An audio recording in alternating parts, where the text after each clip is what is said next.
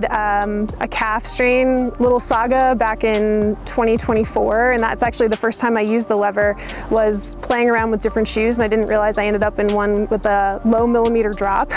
Now you better believe I pay attention to that.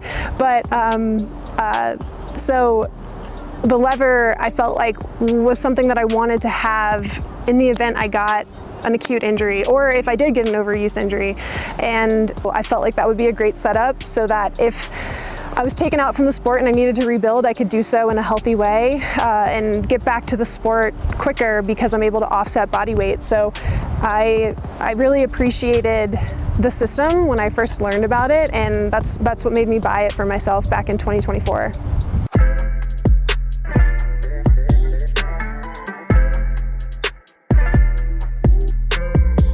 So yeah, between running 226 in Ottawa, like I started implementing like really hard cross training in the afternoons after my workouts, and that was something that I guess double threshold training was maybe happening at the time. Like I didn't know about it really, but before I really knew about that, that was kind of what I was doing, more or less like a kind of like a double workout. And I found that like I could only go so hard in the morning, but with some rest, like I could go again in the afternoon without the pounding. And that's where systems like the lever, I think, are really awesome, in that you can add in more work with less pounding. And I think the pounding is really the limiter in running that you have to be careful of. That's really where injuries come in. And so if you can still get that cardiovascular system going, you can still get hard efforts and still train the muscles without as much of the jarringness of taking that whole load. That's what I found like really helped me like make that big jump in the marathon.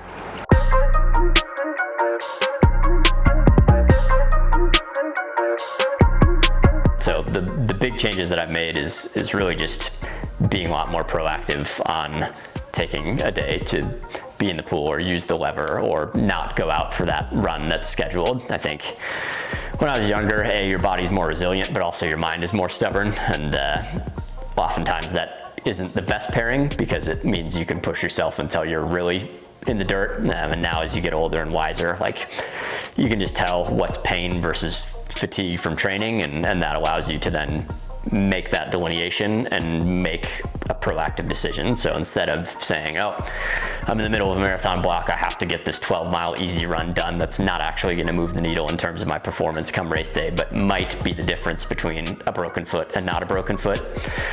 Yeah, 2019 Reed is going out for that run. 2025 Reed is getting on the lever, getting the same volume in, but not the same level of pounding, and you still get the same aerobic stimulus. You're doing the same motion pattern. You can kind of play test to see how it feels without quite as much of a risk as being 6 miles away from your house on the trail, having your foot be in a lot of pain and saying, well, I'm 6 miles away from home, I guess I gotta run 6 miles back, even though I know that's not the right thing for me to do right now. So I think that's the big thing, is just learning to not put the cart before the horse and say, you know, there are days where you're just gonna have to be smart and patient and do the thing that is the last thing you want to do, which is take the cross training day or the rest day, and just know that it's gonna pay dividends. If you can get to the start line healthy and 95% fit, that's better than 100% fit and not at all healthy.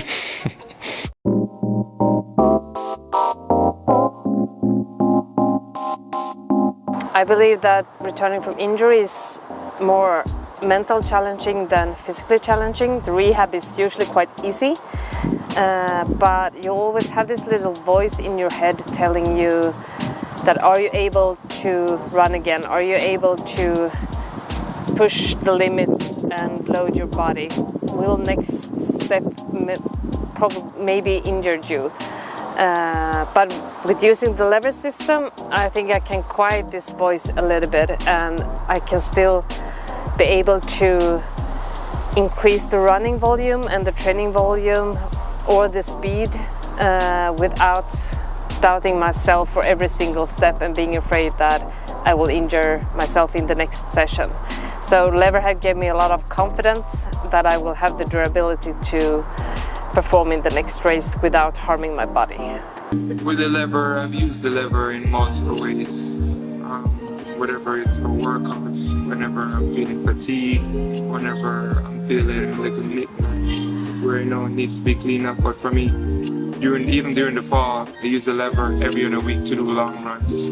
I even be doing hour runs, miles, 10 miles on the lever. So I do mileage, a lot of mileage on the lever, but at the same time, when it gets down to competition season, do like 7 by 4 minutes, 7 by 5 minutes, 8 by 3 minutes, 8 by 4 minutes, you know, with 1 minute rest, keeping the heart rate high, sometimes down to 45 seconds rest, you know, so it's just like a whole different system. You use the lever depending on what you need at the moment, you know, so that's how I kind of channel that into my workout. It's just like an alter-G, but it's just such a cool way how you can just use it to do different workouts and get all that pressure off your legs, ease all of that body load, and it's just a perfect system.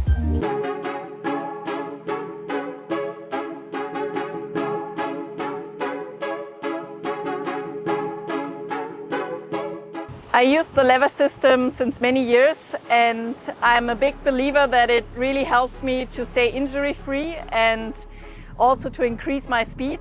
I use it for several sessions throughout the whole year.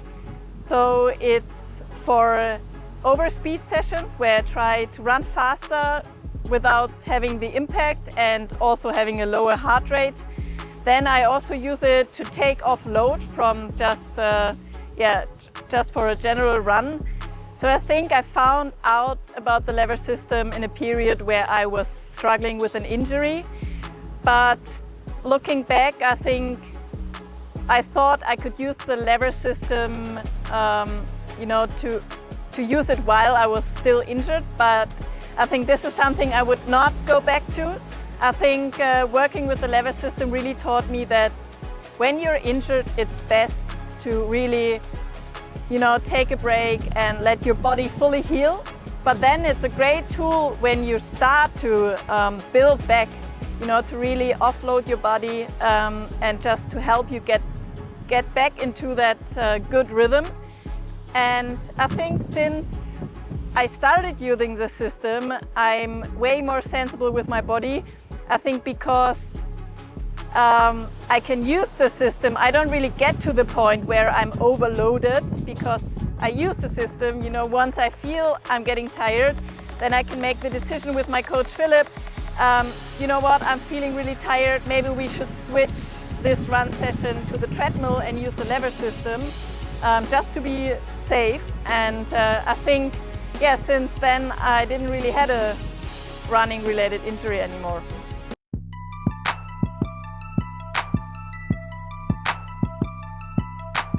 I found lever thanks to my injuries because when I had one, I was like, okay, I'm gonna rest. When I had 2 stress fractures, I'm gonna like, okay, I will rest again. But when it were more and more stress fracture, I'm like, maybe I can find a way to be able to come back faster. And it was thanks to the lever, because when you're a triathlete, you like the 3 sports. So you want to swim, to bike and run. And when you're injured, it's often the run who can be not in your training anymore. So with the lever, I was injured, but thanks to the lever, I was able to run. So I felt like mentally it's more easy to deal with the injury, because you can be a real triathlete even if you're injured, and you can take your time to build up your miles. And it was for me like a super gift to be able to run even if I were injured, because I was pain-free.